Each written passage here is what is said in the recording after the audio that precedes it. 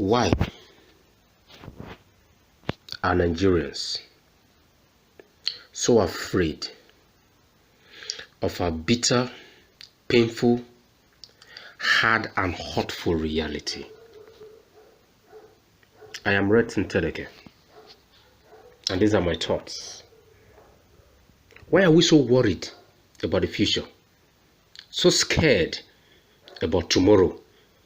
Why are we so shaken by the deception that has characterized our nation?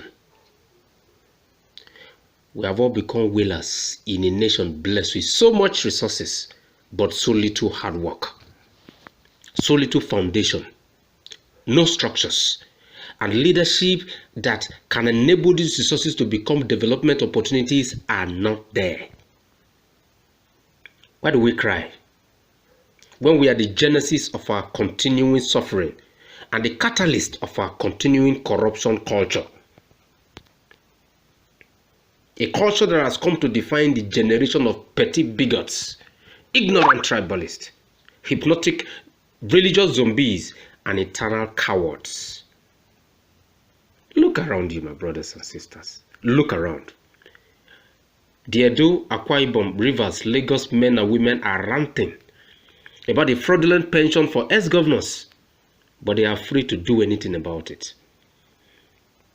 The Ondo, Ogun, Benue, civil and public servants are owed between 4 to 8 months of salaries. And what are they doing? They are praying. They are praying for these criminals called governors. What are they doing? They are heading to hell in silence. And they are killing themselves seeking for miracles when actions by their hand is all that is needed. Go to the Delta, Bayelsa, Rivers, Akwa Ibom people. Watch them as they look at their leaders, as their leaders loot, waste trillions and ravage their communities with militants and thugs and killers everywhere. But all they do is to dance on the altar of crumbs falling from the stable of these criminals in government. Go to Borno, Kano, Kaduna, Taraba, and Kogi young men and women, Muslims. They are watching as politicians and religious leaders turn the knot into an Almajiri depot, where the future of the region is mortgaged to the religiously intolerant imams and extremists, whose actions have reduced the humanity and development of the region to an internal infrastructure and manpower crisis. My brothers, who are we? We have not learned anything from decades of our history. Have we not seen that nations over the world are changed by the guts, the zeal, and the determined citizenry? How dare we allow the demons and vampires in politics sucking our blood to continue killing us without us fighting back? Where is our manhood? Where is our mouth? Bros, now where our head day? Where is all this our braggadocios? Where are the suffering Nigerian people? Where the people when they feel this pain? Who are you waiting for to help you change your country? When you can begin from your mind, you can begin from your home, you can begin from your neighborhood, you can begin from your streets, your villages, your towns, and your cities. What are you waiting for? What are you afraid of? Are we not dead already? Have we not suffered enough in this country? This year, 2017, must begin with the revolution of the mind, as the enemy will seek to kill is the enemy that has subdued our capacity to engage and sustain the struggle for good governance and active advocacy in this country. For fairness, justice, and equality to be available to all Nigerians, we must fight the enemy, the political elite who have succeeded in destroying our people for way too long.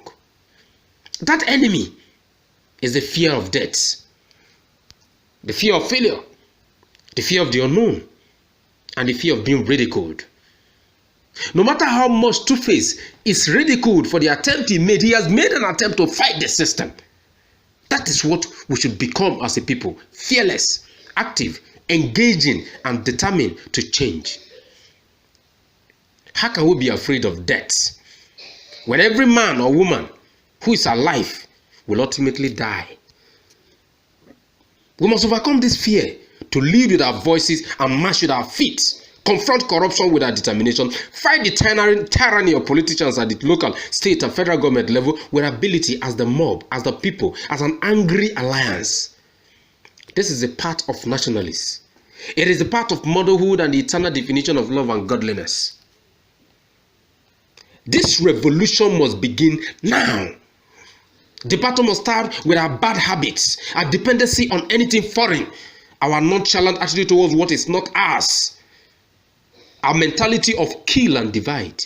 National cake, everybody must shop. Oh boy, you're my own. Oh boy, I want to cut my own. Oh boy, I need to get my own share. You're doing that and killing your country, killing your people, killing our future, and destroying our hope. But you're my owner. Your own call your own knee. You see, a criminal national cake syndrome, right? A corrupt expectation from those in leadership position, our continuing defense of corruption and the corrupt bros, our rejection of history for religious books. That is one of the things that vexes me most. How many of us know the history of our villages and our towns and cities and our country? You keep telling me, I ask you of the history of your country and the history of your people, and you tell me about the religious books. What rubbish religious books? Our infatuation with the heavens, our infatuation. Yes, I wonder how can we be so tuned to the heavens we do not feel and neglect the Nigerian humanity we see.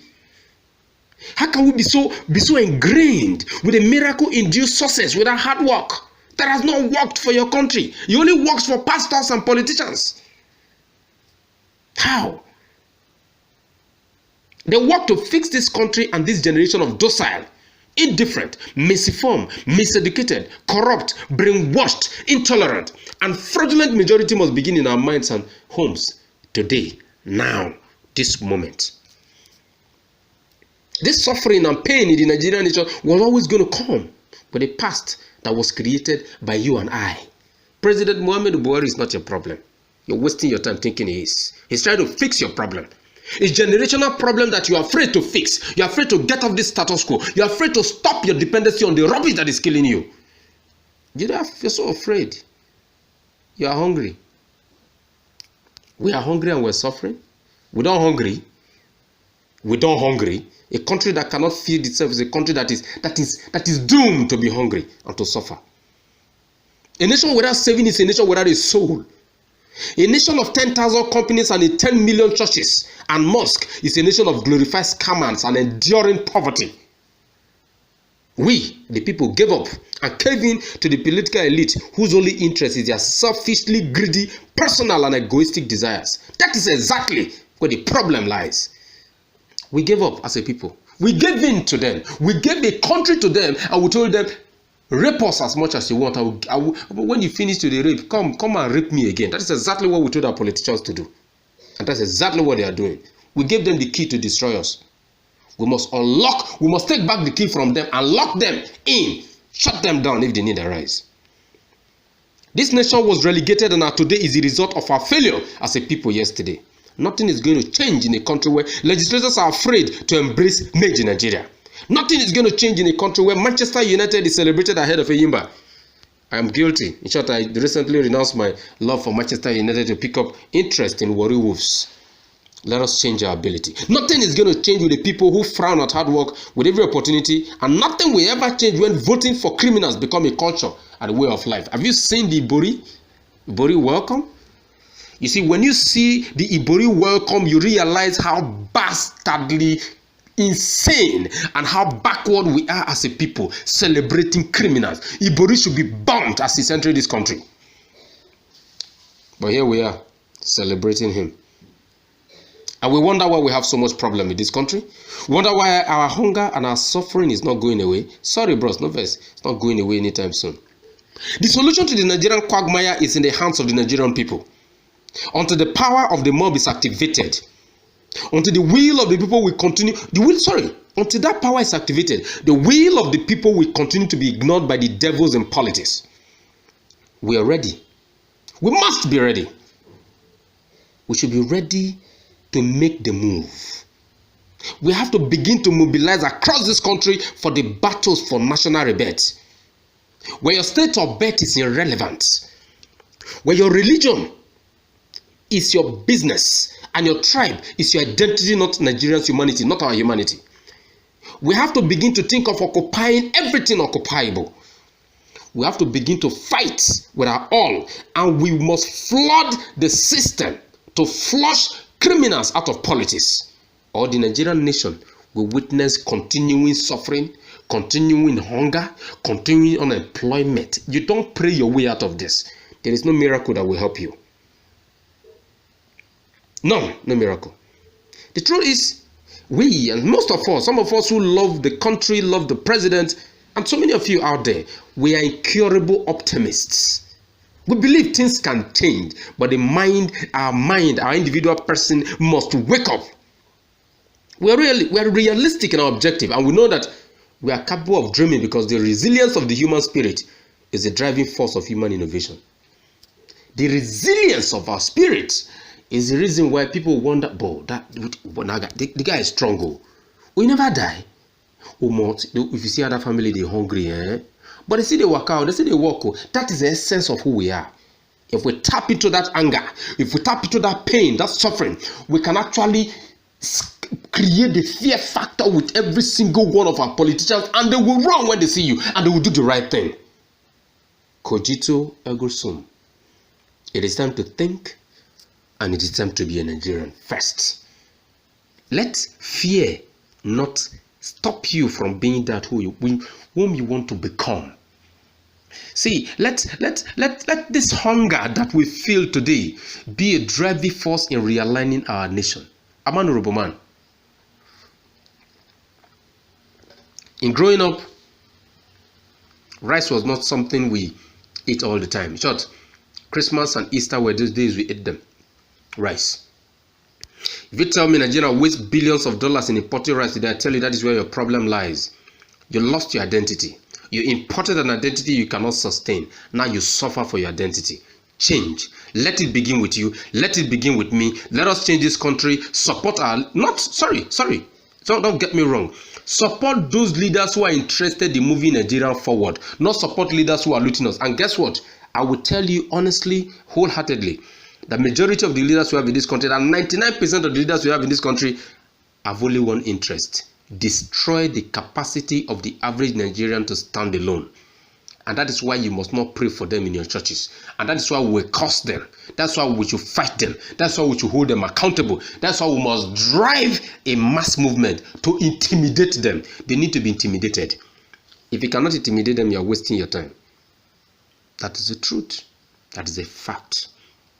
Let us move into the era of intimidating politicians.